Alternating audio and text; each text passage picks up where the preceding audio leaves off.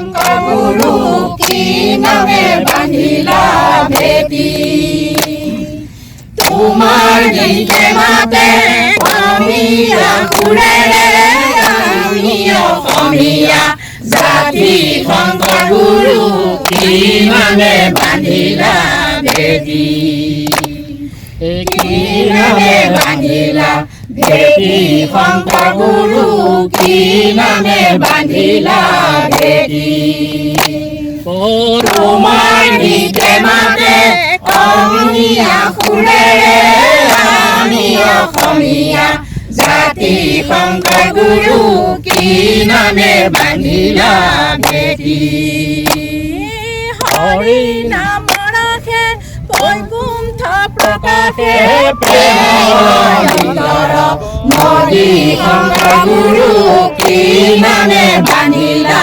ভেটি শংকৰ গুৰু কি নামে বান্ধিলা ভেটি ও তোমাৰ গীতে মাতে অসমীয়া সুৰেৰে আমি অসমীয়া জাতি শংকৰ গুৰু কি নামে বান্ধিলা ভেটি গোবিন্দৰ প্ৰেম অমৃতৰ নদী বহে বৈকুণ্ঠৰ পৰা শংকৰ গুৰু কি নামে বান্ধিলা ভেটি শংকৰ গুৰু কি নামে জয় গুৰু শংকৰ সৰ্বগুণা কৰ যাকেৰি নাহিকে উপাম তোহাৰি চৰণ কৰে শতকোটি বাৰেক কৰহো প্ৰণাম বাৰেক কৰহো প্ৰণাম। আজি ৯৫ সংখ্যক অসম শ্ৰীমন্ত শংকৰদেৱ সংঘৰ বাৰ্ষিক অধিৱেশন ভাগ আমাৰ তেজপুৰ জিলাত অনুষ্ঠিত কৰা হৈছে। এই অনুষ্ঠান ভাগ আমাৰ ইয়াত মাননীয় পদ্ম হাজৰিকাদেৱৰ বহল প্ৰচেষ্টাত ইয়াত আমাৰ আগবাঢ়িছে। তেখেতে আমাৰ সমস্ত কামৰ দায়িত্ব লৈ প্ৰায় ৬০% কাম আগবঢ়াই নিছে। লগতে অসমৰ বিভিন্ন ঠাইৰ ভকত বৈষ্ণৱ আহি ইয়াত আমাৰ সমবেত হৈছেহি আৰু আমাৰ তেজপুৰ জিলাৰ যিমান সমস্ত আমাৰ ইয়াত আঞ্চলিক প্ৰাথমিক আছিলে সমস্ত আহি পেলাই ইয়াত আমাৰ ইতিমধ্যে ভকত বৈষ্ণৱ থাকিব পৰাকৈ ইয়াত আমাৰ শিবিৰ নিৰ্মাণ কৰাত লাগিছে। শিবিৰৰ কাম ইতিমধ্যে ৬০% হৈছে।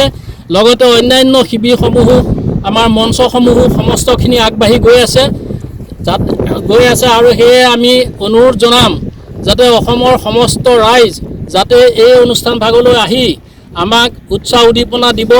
কাৰণ গুৰুজনাৰ আদৰ্শ শ্ৰীমন্ত গুৰুজনাৰ আদৰ্শ আৰু শ্ৰীমন্ত গুৰুজনাক যদি আমি বিশ্ব দৰবাৰলৈ নিবলগীয়া হয় সমূহ অসমীয়া ৰাইজবাসীয়ে আজি তেখেতৰ আদৰ্শ কলা সংস্কৃতি সমস্তখিনি আমি সদায়েই প্ৰেৰণাদায়ক কৰি লৈ থাকিব লাগিব আৰু সেই উদ্দেশ্যেই আজি এই অনুষ্ঠান ভাগ হৈছে। ইয়াতে এই সমস্তখিনি ইয়াত প্ৰদৰ্শন হ'ব। কলা সংস্কৃতি বৰগীত ভাওনা সমস্তখিনি ইয়াত উদযাপিত হ'ব।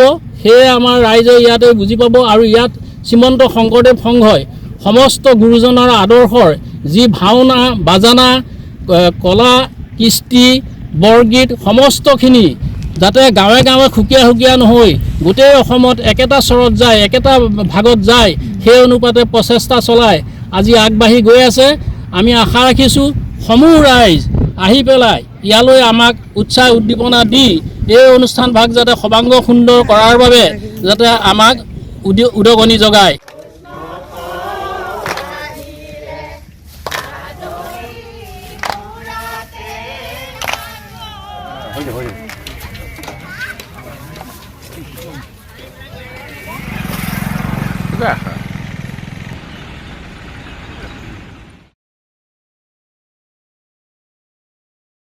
প্ৰাক্তন সাংসদ পল্লৱলোচন দাস ডাঙৰীয়া, আমাৰ আদৰণি সমিতিৰ সন্মানীয় সভাপতি কাৰ্যকৰী সদস্যসকল মণিকূটৰ কাষত আহি ফটোৰ বাবে সাজু হৈছে।